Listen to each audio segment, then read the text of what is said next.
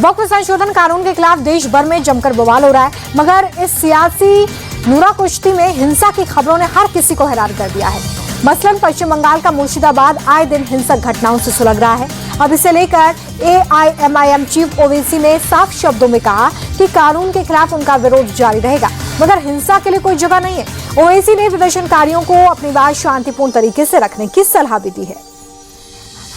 All India Muslim Personal Law Board has taken a decision to protest against this black unconstitutional Waqf amendment law that has been made by the Narendra Modi government.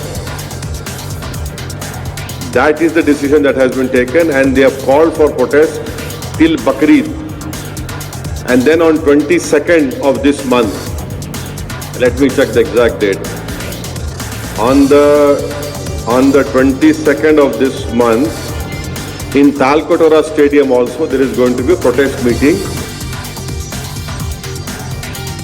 पश्चिम बंगाल में अगले साल चुनाव है और ऐसे में BJP ने ममता सरकार को घेरने का कोई भी मौका छोड़ने के लिए तैयारी नहीं की है।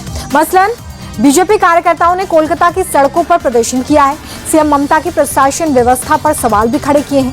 नेता प्रतिपक्ष शुभेंदु अधिकारी ने तो यहां तक कह दिया है कि सीएम ममता को अब बंगाल केंद्र के हैंड ओवर कर देना चाहिए, क्योंकि अब कानून व्यवस्था संभालना उनके बस की बात नहीं रह गई। कोबरा बैटेलियन घुस गया ना, ये लोग को टाइट करना चाहिए। पूरा डिवीजन स्पेशल बेंच पूरा छूट दिया है CAPF को। Take appropriate action to restore the normalcy. ये शर्म का बात है, मुर्शिदाबाद का हिंदू लोग घर बार छोड़ के अपने प्राण को बचाने के लिए मालदा जा रहा है। छी ममता, छी, सेम ममता, सेम।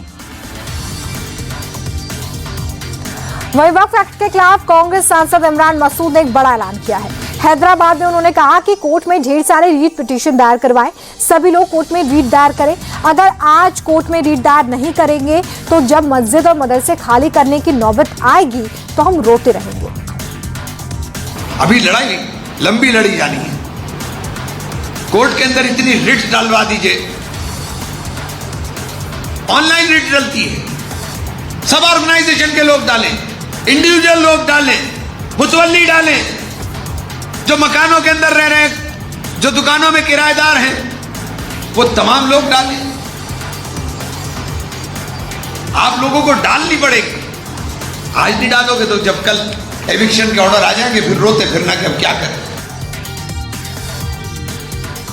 और आइए बात राजधानी दिल्ली की करते हैं, जहां पर इन दिनों एक फोटो सोशल मीडिया पर काफी वायरल है। फोटो में सीएम रेखा गुप्ता के पति मनीष गुप्ता कुछ प्रशासनिक अधिकारियों के साथ बैठे दिखाई दे रहे हैं। आम आदमी पार्टी की तरफ से दावा किया गया है कि सीएम के पति इन अधिकारियों की मीटिंग ले रहे हैं, जिसे लेकर आम आदमी पार्टी के दिल्ली प्रदेश अध्यक्ष सौरभ भारद्वाज का कहना है कि बीजेपी संविधान का मजाक बना रही है। सीएम रेखा गुप्ता के खिलाफ इस मामले में सख्त एक्शन होना चाहिए।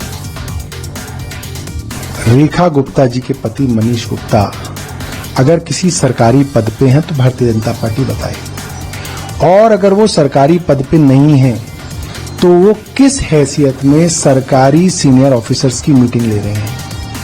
पद की गोपनीयता की शपथ जो है रेखा गुप्ता जी ने ली है, उनके पति ले ही नहीं सकते मीटिंग, ये इलीगल है।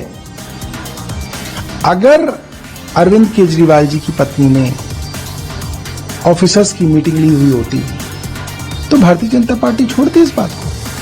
पार्टी के लोगों से तो कोई भी बात कर सकता है, वो परिवार में उनकी पत्नी थी। सौरभ भारद्वाज को आप सुन रहे थे, जिन्होंने आम आदमी पार्टी की तरफ से आरोप लगाया, और इन्हीं आरोपों पर दिल्ली बीजेपी चीफ वीरेंद्र सचदेवा ने निशाना साधा। उन्होंने आम आदमी पार्टी के सभी आरोपों को खारिज किया और इसी के साथ ये सवाल भी पूछा कि जब केजरीवाल तिहाड़ जेल चले गए थे तब उनकी पत्नी सुनीता केजरीवाल किस हैसियत से सीएम की कुर्सी पर बैठी थी।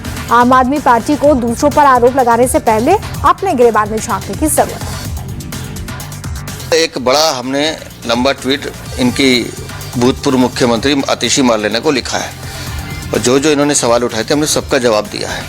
मैं सौरभ भारद्वाज से दो चीज़ें पूछ रहा हूँ सिर्फ। सुनीता केजरीवाल किस हैसियत से अधिकारियों को डायरेक्शन देती थी, इसका जवाब दे दें। ये भाभी जी क्यों आदेश देती थी,